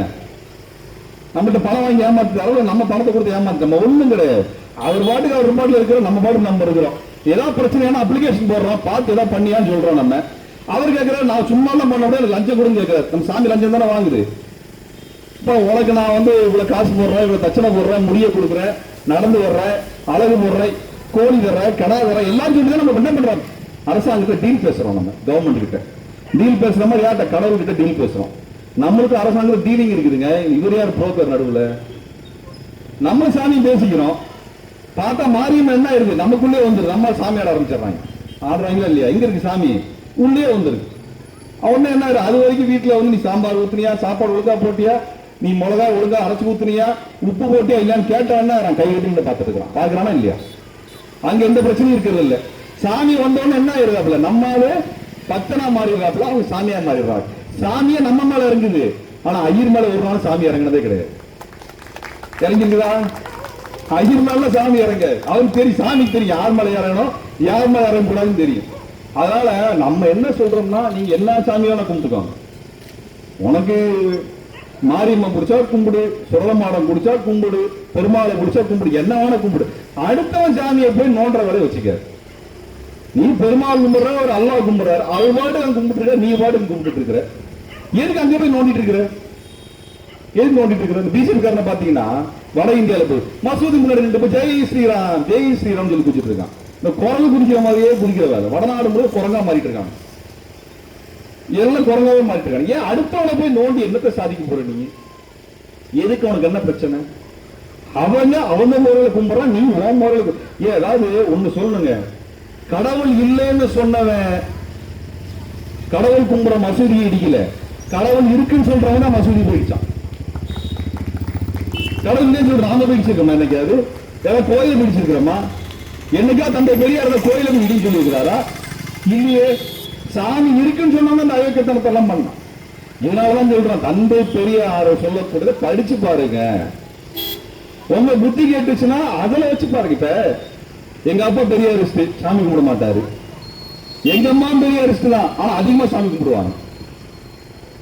பெரியார் வந்து சாமி கும்பிடுறதுங்கிறத வச்சு எல்லாம் பார்க்கல. உனக்கு சுயமரியாதை உணர்வு வச்சுக்கப்பான்னு பாக்குற. அந்த சுயமரியாதைக்கு இழுக்கு வருதுன்னா அதை அனுமதிக்காத, அதை விட்டுறாத அப்படின்னு சொல்றவர் தான் தந்தை பெரியார். அப்ப உங்களுக்கு புத்தி வேலை செய்யணும், என்ன பண்ணணும்? படிக்கணும், நல்ல கல்வி. நீ கல்வி கட்டுறதுனால மட்டும் புத்தி வேலை செய்யணும். அண்ணாமலை ஒழுங்கா இருந்திருப்பாப்ல இல்ல இல்லையா? நைனா வேண்ட ஒழுங்கா இருந்திருப்பாப்ல இல்ல? படிக்கிறது மட்டும் பத்தாது, பகுத்தறிவும் வேணும் சொல்றார். படிச்சா மட்டும் பத்தாது, பகுத்தறிவும் வேணும் என்று சொல்லுகிறார் தந்தை பெரியார். அப்படின்னா எது நல்லது கெட்டதுன்ற தெரியறதுக்கும் புரிஞ்சுக்கிறதுக்கும் நம்ம ரொம்ப முக்கியம். இன்னைக்கு நம்மளுக்கு இந்தியாவோட கதையெல்லாம் விட்டுருவோம், தமிழ்நாடு கதை எடுத்துக்குவோம். தமிழ்நாடு வெள்ளைக்காரனுக்கு எதிராக திடீர்னு சண்டை போடல. பூலித்தேவன் காலத்தில் 1750 இருந்து 1947 வரை நம்ம சண்டை போட்டிருக்கிறோம். 700 வருஷம் சண்டை போட்டோம். ஒரு நாள் 2 நாள் கிடையாது. வெள்ளைக்காரனை விரட்டுறதுக்கு வடநாட்டுக்காரனை நம்பி நம்ம சண்டை போடல. நம்ம காந்திக்கு பின்னாடி ஓடி போய் சண்டை போடல. நம்ம இந்த மண்ணில் காந்திக்கு முன்னாடி, காந்தியோட தாத்தாவுக்கு முன்னாடி சண்டை ஆரம்பிச்சிட்டோம். நம்ம இந்தியாவில் முதல்ல வெள்ளைக்காரனுக்கு எதிராக சண்டை பிடிச்ச ஆளுங்க நம்ம ஆளுங்க. வெள்ளைக்காரனுக்கு எதிராக முதல்ல சண்டை பிடிச்ச ஆளுங்க நம்ம ஆளுங்க. நம்ம சண்டை போர்ச்சுகீஸ் கட்சிக்கார, போர்ச்சுகீஸ் நாட்டுக்காரன் ஆரம்பிச்சு பிரெஞ்சுக்காரனா இருந்தாலும் சரி, பிரிட்டிஷ்காரா இருந்தாலும் சரி, டேனிஷ்காரா இருந்தாலும் சரி, எல்லாத்துக்கும் எடுத்து சண்டை போட்டோம். நம்ம சண்டை போட்டு தாங்க நம்ம நிலத்தை மீட்டுருக்கிறோம். தீரன் சின்னமலை சண்டை போட்டாரு, ஒண்டி வீரன் சண்டை போட்டாரு, பொல்லான் சண்டை போட்டாரு, மருதுபாண்டியன் சண்டை போட்டாரு, வீரபாண்டிய கட்டபொம்மன் சண்டை போட்டாரு, பூலித்தேவன் சண்டை போட்டாரு, சுந்தரலிங்கம் சண்டை போட்டாரு. எல்லாரும் ஜாதி கடந்த சண்டை போட்டாங்க. அவன் யாரும் ஜாதி பார்த்து, ஜாதி பார்த்திருந்தா படை கட்டி இருக்க முடியாது, படை கட்டி இருக்க முடியாது. அவங்க யாரோட சேர்ந்து சண்டை போட்டாங்க? ஹைதரலியோட சேர்ந்து சண்டை போட்டாங்க. அதுக்கப்புறம் அவர் பையன் திப்பு சுல்தானோட சேர்ந்து சண்டை போட்டாங்க. இப்ப தீரன் சின்னமலையோட சேர்ந்து சண்டை போட்ட ஆளுங்க யாரு? இதே கோயம்புத்தூர்ல இங்கே போன வருஷம் கூட்டம் போட்டு சொன்னோம். கோயம்புத்தூர்ல வெள்ளைக்காரனை விரட்டுறதுக்காக தீரன் சின்னமலை தலைமையில பெரிய சண்டை நடக்குது. அந்த சண்டையில தீரன் சின்னமலையோட தளபதியா இருந்தவங்க எல்லாம் முஸ்லீம். புரோனுல்லா கான்கிற ஒரு முஸ்லீம், முகமது ஆசம்ன்ற ஒரு முஸ்லீம், கனிஜா கான்கிற முஸ்லீம், இப்படி இத்தனை பேர் முஸ்லீம்கள் தளபதிகளாக நின்று சண்டை போட்டாங்க. அந்த முஸ்லீம்களை எல்லாம் பிடிச்சி 36 பேர் தூக்கில போட்டு கொண்டா வெள்ளைக்காரன். எதுக்கு? கோயம்புத்தூரை காப்பாத்துறதுக்கு. இருந்து செத்து போனவங்கள 42 பேர் தூக்கில போடுறான், 36 பேர் முஸ்லீம். அந்த முஸ்லீம் தளபதிகளுடைய வம்சம் தான் கோட்டைமேட்டில் இருக்கு. இந்த மண்ணுக்காக போர் புரிந்து உயிரிழந்த அந்த இஸ்லாமிய வம்சம் தான் இங்க கோட்டைமேட்டில் இருக்கிறது. இன்னைக்கு நம்ம என்ன சொல்றான்? கோட்டைமேட்டில் இருக்கிற முஸ்லீம் தேச விரோதின்றான். யாரானா யார் வெள்ளைக்காரனோட சேர்ந்து வேலை பார்த்தவனோ அவன் சொல்றான். யாரை பார்த்து சொல்றான்? யார் இந்த மண்ணுக்கா உயிரை கொடுத்தானோ நம்மளுடைய இனத்தை சார்ந்த இஸ்லாமியர்களை, தமிழர்களாக இருக்கக்கூடிய இஸ்லாமியர்களை பார்த்து சொல்றாங்க. இப்படிப்பட்ட அயோக்கியத்தனம் நடக்குது. நல்லா பாருங்க, கோயம்புத்தூர் தமிழ்நாட்டிலேயே கல்வியினுடைய தலைநகரம். தமிழ்நாட்டின் தலைநகரம் சென்னையா இருக்கலாம், ஆனா கல்வியின் தலைநகரம் கோயம்புத்தூர். இந்த லட்சுமில்ல ஆரம்பிச்சு ஏர்போர்ட் வரைக்கும் பாத்தீங்கன்னா எத்தனை காலேஜ் இருக்குது, எத்தனை இன்ஜினியரிங் காலேஜ், எத்தனை மெடிக்கல் காலேஜ், எத்தனை ஆர்ட்ஸ் காலேஜ், எத்தனை ஸ்கூல் இருக்குது. இப்படிப்பட்ட ஒரு ஊர், அமைதியாக வளர்ந்து கொண்டிருந்த ஊர், தமிழ்நாட்டில் பொருளாதாரத்தில் சென்னைக்கு போட்டி போடக்கூடிய வகையில் இருந்த ஊர் எப்படி ஆச்சு? அர்ஜுன் சம்பத் வந்தாப்புல, இந்து முன்னணி வந்தான், வந்து சண்டை ஆரம்பிச்சான். என்ன பிரச்சனை? இங்க நம்மால் வளர்ந்துட்டு இருக்கிறான் கோயம்புத்தூர்ல. பார்த்தா சேட்டுக்காரனுக்கு உள்ள இடம் இல்ல. ரங்கேகவுடர் வீதி போறான், ரங்கேகவுடர் வீதியில் ஏறி நம்மால் வியாபாரம் பண்ணிட்டு இருக்கிறான். ஒப்பனக்கார திரும்புறான், அங்க நம்மால் வியாபாரம் பண்ணிட்டு இருக்கான். ராஜா தெரு நம்மால் இருக்கிறான், கிராஸ் கட் ரோடு நம்மால் இருக்கிறான், ரூரடியில நம்மால் இருக்கிறான், பூ மார்க்கெட் நம்மால் இருக்கிறான், ஆரம்பத்தில் நம்மால் இருக்கிறான். சேட்டு பயலுக்கு உள்ள இடம் இல்ல. நம்மால் எப்படி இருக்கிறான்? முஸ்லீமா இருக்கிறான், இந்துவா இருக்கிறான், எல்லாமே சேர்ந்து இருக்கிறான், ஜாதி பல ஜாதி கலந்து இருக்கிறான். வெரைட்டி கால் ரோடா இருந்தாலும் சரி, என்னவா இருந்தாலும் சரி, இவன் உள்ள போய் கடை போட முடியல. பார்த்தான் கரெக்டா, இந்து முஸ்லீம்னு பிரிச்சு விட்டான், சண்டையை போட விட்டான். சோபா டெக்ஸ்டைல்ஸ்காரெல்லாம் முஸ்லீம், ராஜேந்திர டெக்ஸ்டைல்ஸ் எல்லாம் இந்து. நீ எவ்வளவு இந்துவா முஸ்லீமா சண்டையை முட்டான். நம்மளால பைத்தியம் பிடிச்சி சண்டை போட்டாங்க. இவனெல்லாம் போய் முஸ்லீம் அடிக்கிறது கொள்றதுன்னு பண்ணான். என்ன ஆகி போச்சு? இன்னைக்கு கோயம்புத்தூர் கலவரமான ஊரு, பயங்கரவாதமான ஊருன்னு சொல்லி இங்க கொண்டாந்து ராணுவத்தை இறக்கி வச்சாங்க. இங்க எந்த பொருளையும் கொண்டு வர முடியாது, கொண்டு போக முடியாது, பணத்தை கொண்டு போக மாட்டி வச்சாங்க. இன்னைக்கு என்ன ஆச்சுன்னா, இன்னைக்கு ஒப்பனக்கார தெரு, ராஜா தெரு, நூறடி, cross cut road, variety hall road, Nanjappa road எல்லாருக்கும் சேட்டு கட்சிக்கார சேட்டு தான் கடை வச்சிருக்கிறான். உண்மையா இல்லையா? இந்த இங்க ஏறி 10 ரூபாய்க்கு டிக்கெட் வாங்கிட்டு மரக்கல்ல போய் இறங்கி பாருங்க, பூமார்க்கல்ல இறங்கி பாருங்க, எல்லாம் சேட்டு தான். இவன் இந்து முஸ்லீம் சண்டை ஓட்டு மல்லு கட்டி இவங்க எல்லாம் பிரிக்கிற வேலையை பார்த்துட்டு சேட்டு உள்ள வந்து கடை ஓட்டு போயிட்டான். இன்னைக்கு எல்லா இடமும் சேட்டுவா இருக்கிறான். இன்னைக்கு அவன் என்ன சொல்றான்னா, தீபாவளிக்கு இந்துக்களுடைய கடைகள் மட்டும் பொருள் வாங்குங்கிறான். இந்துக்கள்னா யாரு? சேட்டு கடையில போய், மார்வாடி கடையில போய், வடநாட்டா கடையில போய். நான் என்ன கேட்கிறேன்னா, எந்த சேட்டு மார்வாடியாவது நம்ம கடையில் வந்து துணி வாங்கி பார்த்திருக்கீங்களா? நம்ம கடையில மளிகை ஜாமான் வந்து வாங்கி பார்த்திருக்கீங்களா? இல்ல அன்னபூர்ணா வந்து சோறு வந்து பார்த்திருக்கீங்களா? மொபைல் வாங்கி பார்த்திருக்கீங்களா? நம்ம கடையில ₹1 பொருள் வாங்க மாட்டானுங்க. ஆனா நம்மளால அங்க போய் பொருள் வாங்கணுமாமா. இந்துக்கள் கடையில் தீபாவளிக்கு வாங்குங்கிறான். நம்ம பதில் கொண்டு சொல்லுவோம், தமிழர் கடையில் மட்டும் வாங்குங்கள், வேற எவன் கடையில வேண்டாம். ஒத்துக்கலாடா? ஒத்துக்க பாப்போமா? தமிழர் கடையில் மட்டும் வாங்க. தமிழர் கடையில டீ குடிங்க, தமிழர் கடையில சோறு தின்னுங்க, தமிழர் கடையில துணி வாங்க, தமிழர் கடையில மொபைல் வாங்க, தமிழர் கடையில ஏசி வாங்க, தமிழர் கடையில ஃபேன் வாங்க, தமிழர் கடையில நகையை வாங்குன்னு நம்ம சொல்லுவோம். பார்ப்போம். அதில் இந்துக்கள் இந்துக்கள் இந்துக்கள் குஜராத்ல வந்தவனெல்லாம் நாங்க எங்க ஆளு, எங்க கூடவே இருந்து எங்களுக்காக செத்து எங்களுக்காக இந்த மண்ணோட மண்ணாகி போனவன் வேற ஒருத்தனா? இந்த அயோக்கியத்தனத்தை யார் கேட்கறது? நீங்க தான் கேட்கணும். எப்படி கேட்கணும்? மே 14 இயக்கத்தை சேர்ந்து கேட்க வேண்டும்.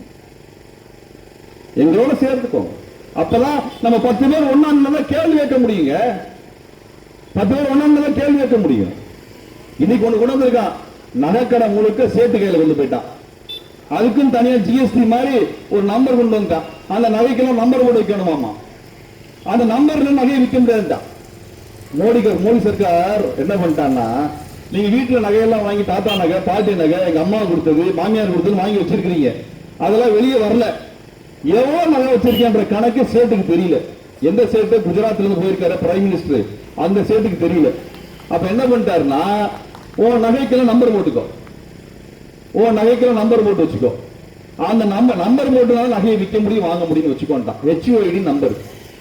இப்ப என்ன, எல்லா நகையை கொண்டு போய் கொடுத்து நம்பர் போட்டு வாங்கி வைக்கணும். அவன்கிட்ட எவ்வளவு நகை இருக்குன்னு அவனுக்கு தெரிஞ்சு போயிடும்.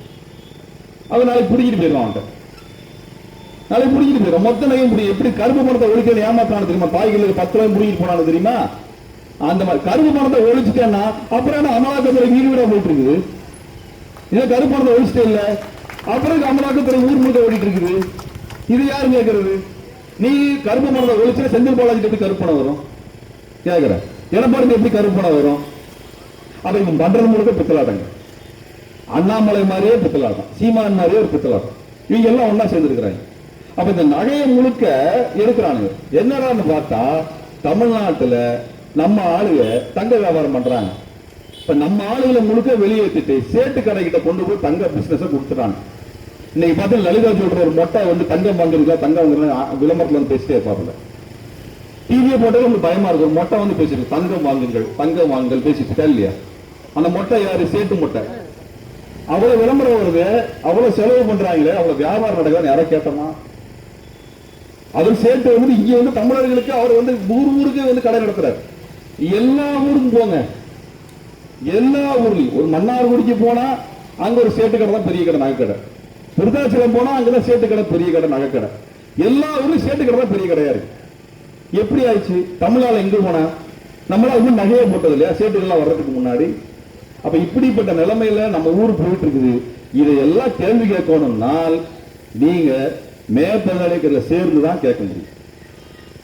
மே 14 சேர்ந்தாதான் நியாயம் கேட்க முடியும்.